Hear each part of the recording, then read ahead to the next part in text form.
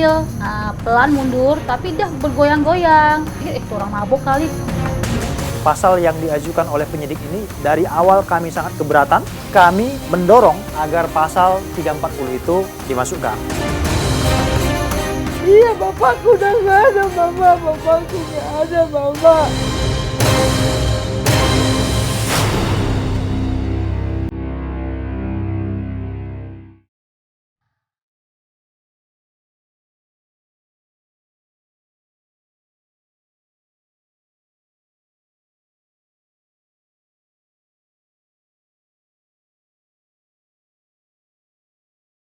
Beberapa waktu lalu, wilayah ini digemparkan dengan penemuan sesosok mayat pria paruh baya. Tubuhnya terkapar bersimbah darah, persis di samping mobil minibus yang dikendarainya. Tak ada yang tahu persis peristiwa yang terjadi di perumahan Bukit Cengkeh 1, Cimanggis, Depok ini. Tak ada pula warga yang mengenali pria ini.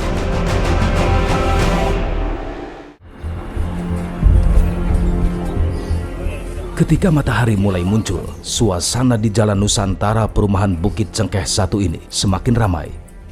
Tim identifikasi Polres Metro Depok langsung melakukan olah tempat kejadian perkara. Sudah bisa dipastikan pria nahas ini merupakan korban pembunuhan. Sedikitnya ada 13 luka tusuk di tubuh korban. Belakangan diketahui korban adalah Sony Rizal Taihitu. Pria berusia 59 tahun ini tercatat sebagai warga perumahan Mekarsari Permai, RT 3 RW 9, Tambun Selatan, Kabupaten Bekasi.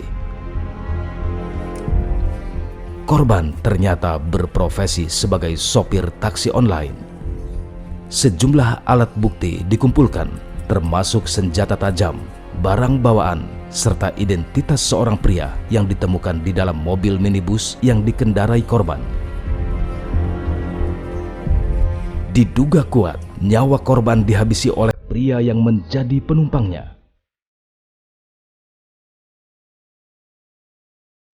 Untuk keperluan lebih lanjut, jasad korban dikirim ke Rumah Sakit Polri Kramat Jati.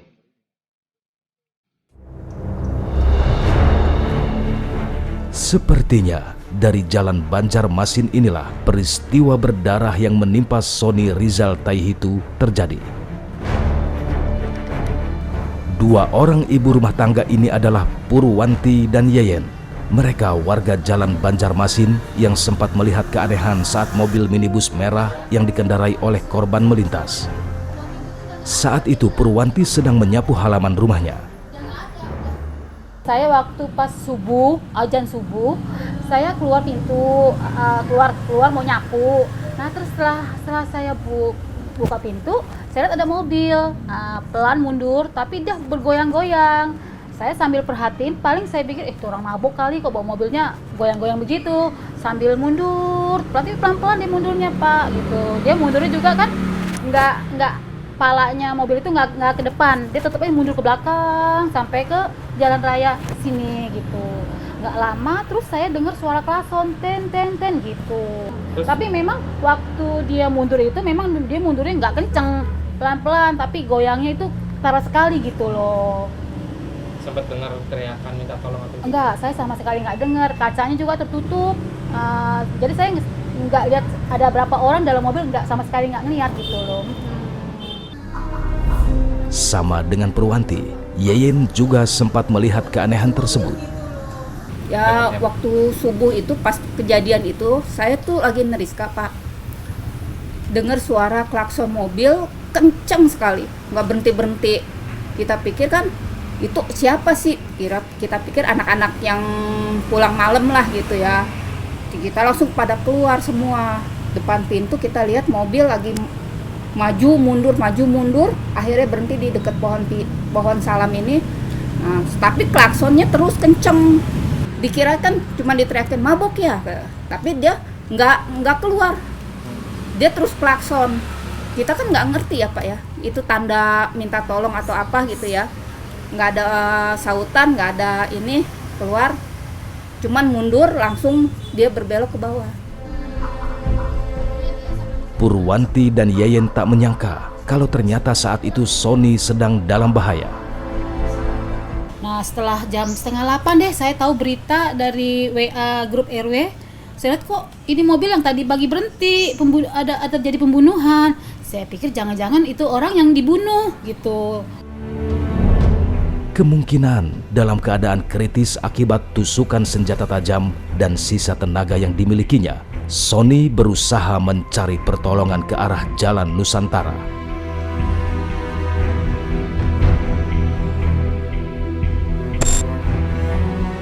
Sampai akhirnya ia terkapar tak bernyawa.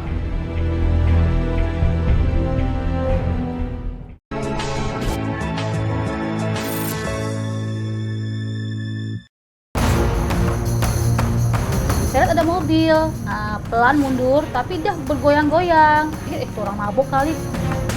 Pasal yang diajukan oleh penyidik ini dari awal kami sangat keberatan. Kami mendorong agar pasal 340 itu dimasukkan. Iya, bapakku udah nggak ada, Mama. Bapakku nggak ada, Mama.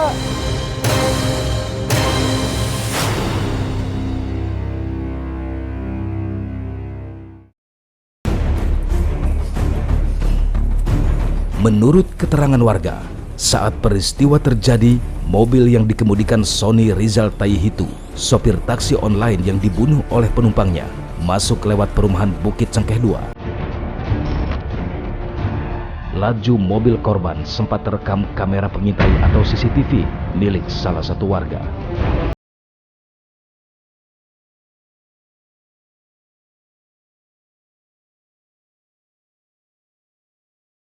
Dan diduga kuat, pembunuhan pun terjadi di Jalan Banjarmasin ini. Kemungkinan lain, usai mengeksekusi korban, pelaku lari melalui tembok pembatas perumahan ini.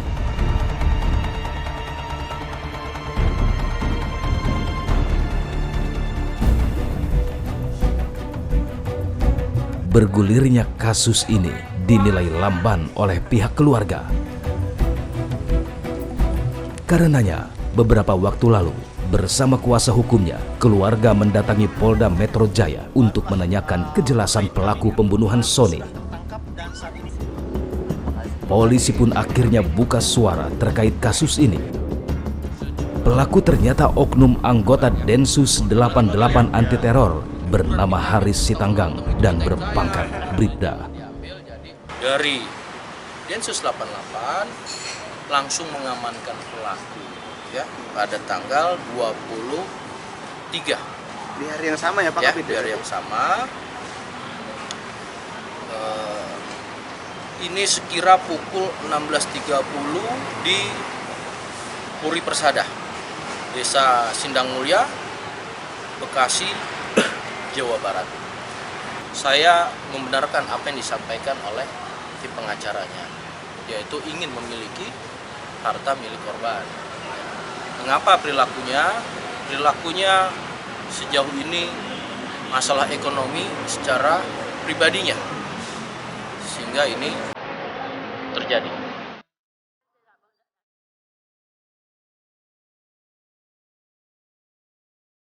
Kami sempat menemui Jundri R. Brutu yang kebetulan sedang berada di rumah keluarga korban di perumahan Mekarsari Permai, Tambun Selatan, Kabupaten Bekasi.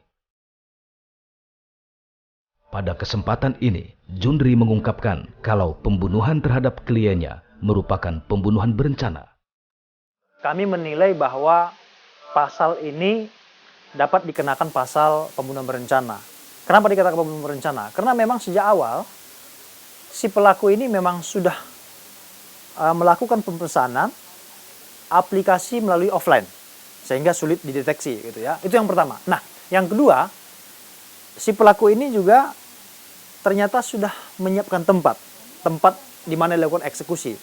Karena dia bukan warga Bukit Cengkeh, dia juga bukan tinggal di sana, tetapi dia sengaja mengarahkan ke daerah sana karena kalau kita melihat kan lumayan sepi daerah sana. Oleh karena itu, kami mendorong agar pasal 340 itu dimasukkan. Terus yang kedua, pasal 339. Ini adalah pembunuhan tetapi dengan pemberatan, di mana perbuatan itu didahului oleh perbuatan-perbuatan pidana lain. Karenanya, Jundri merasa keberatan kalau polisi hanya menerapkan pasal 338 dan 351 dalam kasus ini. Pasal yang diajukan oleh penyidik ini dari awal kami sangat keberatan dan kami sudah menyampaikan keberatan itu. Karena menurut kami jika dia diterapkan pasal 338, 351 ayat 3, pasal 365, apa bedanya dengan pembunuhan biasa yang dilakukan oleh masyarakat biasa ya, orang-orang yang tidak berpendidikan. Sementara dia ini kan orang-orang berpendidikan. Tidak semua orang bisa masuk polisi, dan polisi yang sudah menjadi polisi pun tidak semua bisa masuk menjadi anggota Densus. Kepada kami, Jundri juga mengungkapkan soal kecurigaannya saat keluarga melihat jenazah korban setelah diotopsi. Yang menjadi persoalan adalah setelah dilakukan otopsi, keluarga tidak pernah mendapatkan informasi hasil dari otopsi itu. Bahkan begitu selesai otopsi hanya diperbolehkan melihat, dan kemudian 3-4 hari setelah kejadian barulah penyidik kemudian menyampaikan hasil daripada otopsi. Nah ini kan aneh. Mestinya yang memberikan penjelasan masalah hasil otopsi itu semestinya kan dokter ya. Keluarga pun berharap keadilan dalam kasus ini.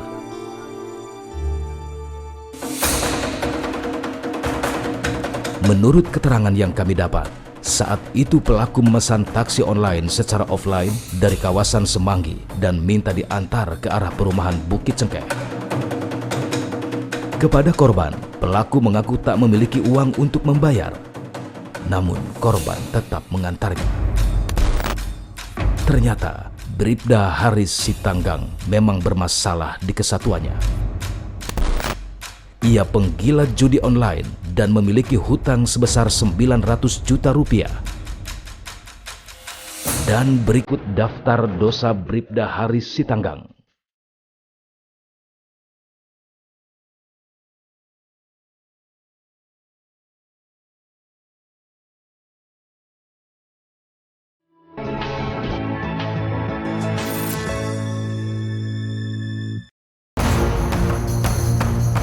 Saya lihat ada mobil, pelan mundur, tapi dia bergoyang-goyang. Itu orang mabuk kali. Pasal yang diajukan oleh penyidik ini dari awal kami sangat keberatan. Kami mendorong agar pasal 340 itu dimasukkan. Iya, bapakku udah nggak ada, mama. Bapakku nggak ada, mama.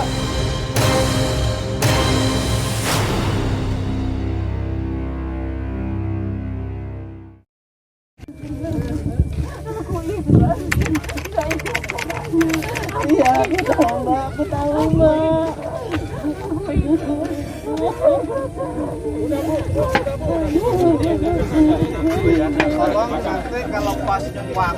Suasana haru nampak terasa saat jenazah Sony Haris Taihitu dimakamkan di tempat pemakaman umum Mangunjaya, Tambun, Bekasi.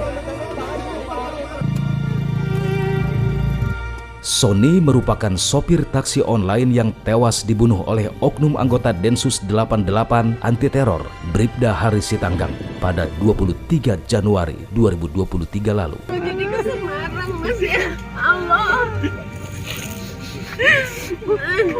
Kamu jadi mau ke Semarang, Mas, 2 minggu lagi, Mas.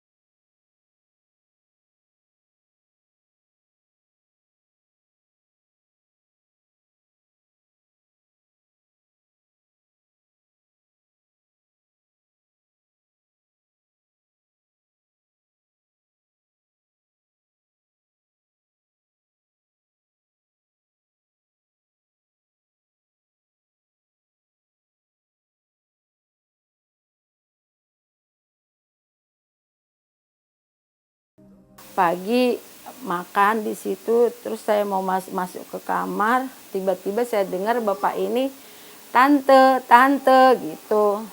Saya lihat nggak ada.